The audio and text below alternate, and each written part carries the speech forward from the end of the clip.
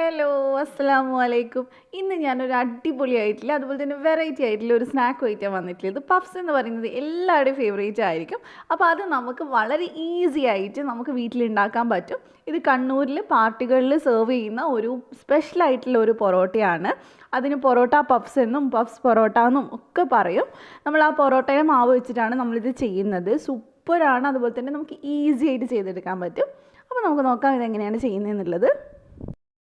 അപ്പോൾ ഇത് ഉണ്ടാക്കാനായിട്ട് ആദ്യം തന്നെ ഒരു ബൗളിനകത്തോട്ട് ഞാൻ 2 കപ്പ് മൈദ ചേർത്ത് കൊടുക്കുന്നുണ്ട്. മൈദ വെച്ചിട്ടാണ് ഇത് ചെയ്യുമ്പോൾ കൂടുതൽ ടേസ്റ്റ് ഉണ്ടാവുക. അതിനകത്തോട്ട് ഇനി നമുക്ക് വേണ്ടത് ഒരു മുട്ടയാണ്. അപ്പോൾ നമുക്കൊരു മുട്ടയും കൂടെ പൊട്ടിച്ചൊഴിച്ച് കൊടുക്കാം. പിന്നെ നമുക്ക് ആവശ്യത്തിന് ഉപ്പ് ചേർത്ത് കൊടുക്കാം. ഇതിൻ്റെ കൂടെ നിങ്ങൾക്ക് വേണമെങ്കിൽ 1 ടേബിൾ സ്പൂൺ പഞ്ചസാര ചേർക്കാം, പക്ഷേ ഞാൻ ചേർത്തിട്ടില്ല. പിന്നെ ഞാൻ ഇതിലേക്ക് ഒരു 2 ടേബിൾ സ്പൂൺ നെയ്യ് ചേർത്തിട്ടുണ്ട്. നെയ്യോ ഓയിലോ ഏതായാലും കുഴപ്പമില്ല, നെയ്യാണ് കുറച്ചുകൂടി ടേസ്റ്റ് ആയിരിക്കും. നല്ലപോലെ നമുക്കിനി ഇതൊന്ന് മിക്സ് ചെയ്തെടുക്കാം. ഇനി നമുക്ക് ഇതിലേക്ക് കുറച്ചായിട്ട് നോർമൽ വെള്ളം ഒഴിച്ചിട്ട് ഒന്ന് കുഴച്ചെടുക്കാം. നമ്മൾ സാധാരണ പൊറോട്ടയ്ക്ക് എങ്ങനെ കുഴക്കുന്നത് അതേപോലെ നല്ല സോഫ്റ്റ് ആവണ വരെ കുഴച്ചെടുക്കണം. നന്നായിട്ട് കുഴച്ചെടുക്കുക. നന്നായിട്ട് കുഴച്ചെടുത്താലേ നമുക്ക് നല്ല സോഫ്റ്റ് ആയിട്ടുള്ള മാവ് കിട്ടുള്ളൂ, എന്നാലേ ടേസ്റ്റ് ഉണ്ടാവുള്ളൂ. അപ്പോൾ ഞാൻ നന്നായിട്ട് ഇതേ കുഴച്ചെടുത്തിട്ടുണ്ട്. ഇനി നമുക്ക് ഇതിൻ്റെ മുകളിൽ കൂടെ 1 ടീസ്പൂൺ നെയ്യ് ഒഴിച്ചിട്ട് നന്നായിട്ട് ഇതേപോലെ ചെയ്തെടുക്കാം. എന്നിട്ട് നമുക്ക് 1 മണിക്കൂർ കുറഞ്ഞത് അതൊന്ന് അടച്ചിട്ടൊന്ന് റെസ്റ്റ് ചെയ്യാൻ വെക്കാം. അപ്പോഴേക്കും മാവ് നല്ല സോഫ്റ്റ് ആയിട്ട് കിട്ടും. അതിനുശേഷം നമുക്ക് ഇതിലേക്ക് വേണ്ട മസാല ഉണ്ടാക്കിയെടുക്കാം. അപ്പോൾ മസാല ഉണ്ടാക്കാനായിട്ട് ഞാനിവിടെ ഒരു പാനിനകത്തോട്ട് ഒരു 1.5 ടേബിൾ സ്പൂൺ ഓയിൽ ഒഴിച്ചിട്ടുണ്ട്. അതിനകത്തോട്ട് നമുക്ക് കുറച്ച് കറിവേപ്പില ഇട്ട് കൊടുക്കാം. അതിനുശേഷം ഞാൻ ഇതിലേക്ക് 1 ടേബിൾ സ്പൂണോളം ഇഞ്ചിയും വെളുത്തുള്ളി ഒന്ന് ചതച്ചത് ചേർത്ത് കൊടുക്കുന്നുണ്ട്. നന്നായിട്ട് നമുക്കിതൊന്ന് മൂപ്പിച്ചെടുക്കാം. ഇത് നമ്മൾ ഒറിജിനൽ പഫ്സിൻ്റെ മസാല തന്നെയാണ് ഉണ്ടാക്കുന്നത്. നിങ്ങൾക്ക് വേണമെങ്കിൽ വേറെ ടൈപ്പ് മസാലയൊക്കെ ഉണ്ടാക്കാം, പക്ഷേ ഞാനിവിടെ മുട്ട പഫ്സിന് എടുക്കുന്ന മസാല തന്നെയാണ് ചെയ്തിട്ടുള്ളത്. ഇതിലേക്ക് ഞാൻ 2 പച്ചമുളക് അരിഞ്ഞ് ചേർത്തിട്ടുണ്ട്. അപ്പോൾ നന്നായിട്ട് ആ മസാലയ്ക്ക് എരിവുണ്ടാകുമ്പോഴാണ് കൂടുതൽ ടേസ്റ്റ് ഉണ്ടാവുക. അതുകൊണ്ട് പച്ചമുളക് നിങ്ങളുടെ ഇഷ്ടത്തിനനുസരിച്ച് ചേർക്കാം. പിന്നെ ഞാനിതിൽ 2 സവാളയും കൂടി ചേർത്തിട്ടുണ്ട്. അപ്പോൾ സവാള ഇനി നമുക്ക് നന്നായിട്ട് വഴറ്റിയെടുക്കണം. ഒട്ടും തന്നെ കടിക്കാത്ത രീതിയിൽ വഴറ്റിയെടുക്കണം. അപ്പോൾ നമുക്ക് കുറച്ച് ഉപ്പിട്ടിട്ട് ചെയ്യുകയാണെങ്കിൽ പെട്ടെന്ന് റെഡിയാക്കി എടുക്കാൻ പറ്റും. അപ്പോൾ നമുക്ക് വേഗം ഇതൊന്ന് വഴറ്റിയെടുത്തിട്ട് വരാം. ഇത് ഭയങ്കര സിമ്പിളല്ലേ മസാല ഉണ്ടാക്കൽ, നമുക്ക് വേറെ പണിയൊന്നുമില്ല, ജസ്റ്റ് ഉള്ളി ഒന്ന് വഴറ്റിയെടുത്താൽ മതി. അപ്പോൾ മസാല നന്നായിട്ട് വഴറ്റിയെടുത്തിട്ടുണ്ട്. ഇതിലേക്ക് ഞാൻ ഒരു 1/4 ടീസ്പൂൺ മല്ലിപ്പൊടിയും 1/2 ടീസ്പൂൺ ഗരം മസാലപ്പൊടിയും ചേർത്തിട്ടുണ്ട്. നന്നായിട്ടൊന്ന് മിക്സ് ചെയ്തെടുക്കാം. മല്ലിപ്പൊടി ഒരുപാട് കൂടി പോകരുത് കേട്ടോ, അപ്പോൾ ആ ഒരു ടേസ്റ്റ് വ്യത്യാസം വരും. അപ്പോൾ നന്നായിട്ട് മിക്സ് ചെയ്തെടുക്കുക. ഇനി നമ്മൾ ഇതിലേക്ക് ഒരു 1/4 ടീസ്പൂൺ മഞ്ഞൾപ്പൊടിയും കൂടി ചേർത്തിട്ടുണ്ട്.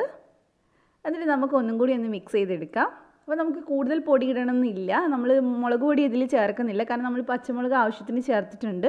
അപ്പോൾ എരിവ് കുറവാണെങ്കിൽ നിങ്ങൾക്ക് വേണമെങ്കിൽ കുരുമുളക് പൊടി ചേർത്ത് കൊടുക്കാം. അപ്പോൾ നമ്മുടെ മസാല ഇവിടെ റെഡിയായി. ഇതിലേക്ക് മല്ലിയില ഉണ്ടെങ്കിൽ നിങ്ങൾക്ക് ഈ സമയത്ത് കട്ട് ചെയ്ത് ഇട്ട് കൊടുക്കാം. അപ്പോൾ എൻ്റെ കയ്യിൽ ഇല്ലാത്തതുകൊണ്ട് ഞാൻ ഇട്ട് കൊടുക്കുന്നില്ല. അപ്പോൾ നമുക്ക് തീ അങ്ങ് ഓഫ് ചെയ്യാം. അപ്പോൾ ഇപ്പം നമ്മൾ മാവ് റെസ്റ്റ് ചെയ്യാൻ വെച്ചിട്ട് 1 മണിക്കൂറൊക്കെ കഴിഞ്ഞിട്ടുണ്ട്. 1 മണിക്കൂർ കുറഞ്ഞത് വെക്കണം കേട്ടോ, അപ്പോഴാണ് മാവ് ഇതേപോലെ നല്ല സോഫ്റ്റ് ആയിട്ട് കിട്ടുക. അപ്പോൾ നമുക്ക് ഇതിൽ നിന്ന് എടുത്തിട്ട് ഇതിനെ നമുക്കിനി ഒന്ന് ചെറിയ ബോൾസ് ആക്കി എടുക്കണം. ഞാൻ ഇതിന് 8 ബോൾസ് ആക്കിയിട്ടാണ് എടുക്കുന്നത്. 4 മുട്ടയാണ് ഞാൻ പുഴുങ്ങാൻ വെച്ചിട്ടുണ്ടായിരുന്നത്. അപ്പോൾ 4 മുട്ട വെച്ച് നമുക്ക് 8 പഫ്സ് ഉണ്ടാക്കാൻ പറ്റും. അപ്പോൾ നമുക്ക് 8 പീസായിട്ട് എടുക്കാം. 8 പീസ് എന്ന് പറയുന്നത് കറക്റ്റ് വലുപ്പമാണ് 2 കപ്പ് മൈദ എടുക്കുന്ന സമയത്ത്. അപ്പോൾ ഇനി നമുക്ക് ഇതിൽ നിന്ന് ഒരെണ്ണം എടുത്തിട്ട് നന്നായിട്ട് റോൾ ചെയ്തെടുക്കുക. ഇതേപോലെ നന്നായിട്ട് ക്രാക്ക് വരാതെ ഇതേപോലെ ഒന്ന് ഉരുട്ടിയെടുത്താൽ മതി. കണ്ടില്ലേ, ഇതുപോലെ ചെയ്താൽ മതി. അപ്പോൾ ഇനി നമുക്ക് ഇത് കൗണ്ടർ ടോപ്പിൽ ഇട്ടിട്ട് ഒന്ന് പരത്തിയെടുക്കാം. പരത്തിയെടുക്കുമ്പോൾ നമ്മൾ പൊടി യൂസ് ചെയ്യുന്നില്ല, എണ്ണ ഒഴിച്ചിട്ടാണ് നമ്മൾ പരത്തുന്നത്. കാരണം നമുക്ക് കൈ വെച്ച് പരത്താണ് ഇത് കുറച്ചുകൂടി എളുപ്പം.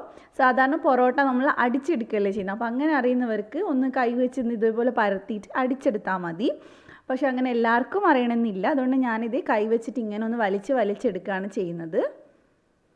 അപ്പോൾ അറിയാത്തവർ ഇങ്ങനെ ചെയ്താൽ മതി. ജസ്റ്റ് ചെറുതായിട്ടൊന്ന് കീറിപ്പോയിന്ന് വെച്ച് കുഴപ്പമൊന്നുമില്ല. നടുക്കത്തെ പോർഷൻ കീറിപ്പോവാതെ ശ്രദ്ധിക്കണം.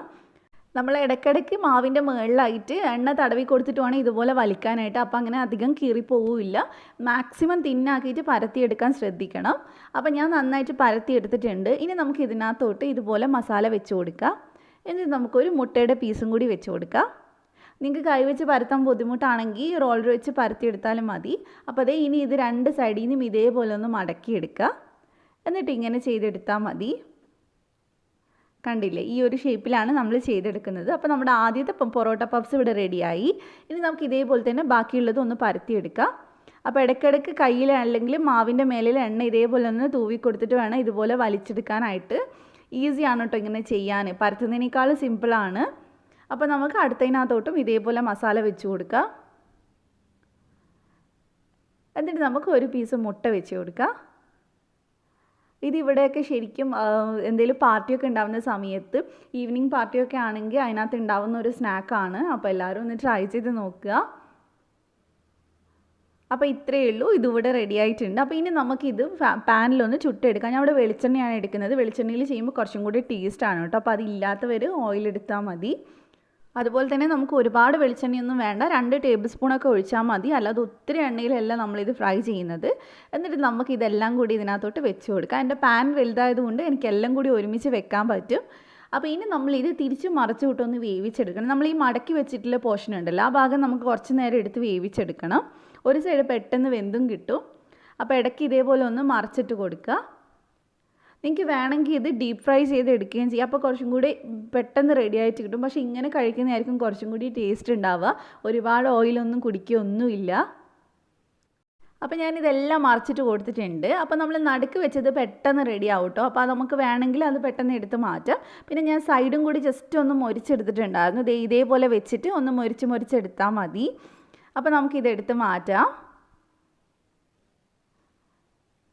കണ്ടില്ലേ, ഇത്രയേ ഉള്ളൂ, സിമ്പിളാണ്. അപ്പോൾ നിങ്ങൾക്ക് വേണമെങ്കിൽ ഡീപ്പ് ഫ്രൈ ചെയ്യണമെന്നുള്ളവർക്ക് ഡീപ്പ് ഫ്രൈയും ചെയ്തെടുക്കാം, അങ്ങനെയായാലും കുഴപ്പമൊന്നുമില്ല. അപ്പോൾ ഇനി നമുക്ക് ഇതെടുത്ത് കഴിക്കാം. ഇതിൽ നമ്മൾ മുട്ടയുടെ മസാലയും പഫ്സിന് ചേർക്കുന്ന അതേ മസാലയും അതേപോലെ തന്നെ പൊറോട്ടേൻ്റെ ഷീറ്റും ഒക്കെ ആയതുകൊണ്ട് അടിപൊളിയാണ് കഴിക്കാൻ. ഒരു രക്ഷയില്ല കേട്ടോ. 100% നിങ്ങൾക്ക് ഇഷ്ടമാവും. ഉറപ്പായിട്ടും ട്രൈ ചെയ്ത് നോക്കുക. നിങ്ങൾ ഒരു കാര്യം മാത്രം ശ്രദ്ധിച്ചാൽ മതി, നമ്മൾ ആ ലെയർ ചെയ്തിരിക്കുന്ന ആ ഭാഗം അത്യാവശ്യം നന്നായിട്ട് വേവിച്ചെടുക്കണം.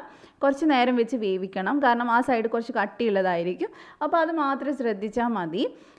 അപ്പോൾ ഇന്നത്തെ റെസിപ്പി എല്ലാവർക്കും ഇഷ്ടമായിട്ടുണ്ടാകുമെന്ന് വിചാരിക്കുന്നു. ഇഷ്ടമായിട്ടുണ്ടെങ്കിൽ പെട്ടെന്ന് തന്നെ ട്രൈ ചെയ്യുക. എപ്പോഴും ചെയ്യണ പോലെ പെട്ടെന്ന് ട്രൈ ചെയ്തിട്ട് ഫീഡ്ബാക്ക് പറയാം. അപ്പോൾ നിങ്ങൾക്ക് ഈ റെസിപ്പി ഇഷ്ടമായിട്ടുണ്ടെങ്കിൽ ഒന്ന് ലൈക്ക് ചെയ്യുക, ഷെയർ ചെയ്യുക. അതേപോലെ തന്നെ ഈ ചാനൽ ആദ്യമായിട്ട് കാണുന്ന ആരെങ്കിലും ഉണ്ടെങ്കിൽ ഒന്ന് സബ്സ്ക്രൈബ് ചെയ്യുക. എന്നിട്ട് തൊട്ടടുത്തുള്ള ബെല്ല് ക്ലിക്ക് ചെയ്യുക. എന്നിട്ട് ഓളും കൂടി ക്ലിക്ക് ചെയ്യുക. എന്നാൽ മാത്രമേ ഞാൻ വീഡിയോസ് ഇടുന്ന സമയത്ത് നിങ്ങൾക്ക് നോട്ടിഫിക്കേഷൻ വരുള്ളൂ. അപ്പോൾ അതുപോലെ തന്നെ ഞാൻ മുമ്പ് ഒരു കോൺടെസ്റ്റ് പറഞ്ഞിട്ടുണ്ടായിരുന്നു. അപ്പോൾ അതിൻ്റെ ലൈവ് വരാമെന്ന് പറഞ്ഞിട്ട് എനിക്ക് പെട്ടെന്ന് നാട്ടിൽ വരേണ്ടി വന്നു. കുറേ പേര് എൻ്റെ കമൻറ്റിൽ ചോദിച്ചിട്ടുണ്ടായിരുന്നു. അപ്പോൾ ഇവിടെ എനിക്കൊരു ഫംഗ്ഷൻ പെട്ടെന്ന് വന്നുകൊണ്ടാണ് ഞാൻ നാട്ടിലോട്ട് വന്നിട്ടുണ്ടായിരുന്നത്. അപ്പോൾ ഇൻഷാല്ലാ 1 വീക്ക് കൊണ്ട് തന്നെ ഞാൻ തിരിച്ച് തിരൂരിൽ വരും. അപ്പോൾ അതിന് ശേഷം നമുക്ക് ഗിവ് അവേ വെക്കാം. ഗിവ് അവേ എന്തായാലും ഉണ്ടാവും. അപ്പോൾ അതുണ്ടാവുമോ എന്നുള്ള ഡൗട്ട് വേണ്ട, എന്തായാലും ഉണ്ടാവും. അതിൻ്റെ ഡീറ്റെയിൽസൊക്കെ ഇൻഷാല്ലാ 1 വീക്കൊക്കെ കഴിയുമ്പോൾ ഞാൻ പറയാം. അപ്പോൾ നമുക്ക് അടിപൊളിയായിട്ട് തന്നെ നടത്തുകയും ചെയ്യാം. അപ്പോൾ ഈ റെസിപ്പി എല്ലാവരും ട്രൈ ചെയ്യുക. നമുക്ക് അടുത്ത വീഡിയോ ആയിട്ട് ഇൻഷാല്ലാ കാണാം. Thank you for watching.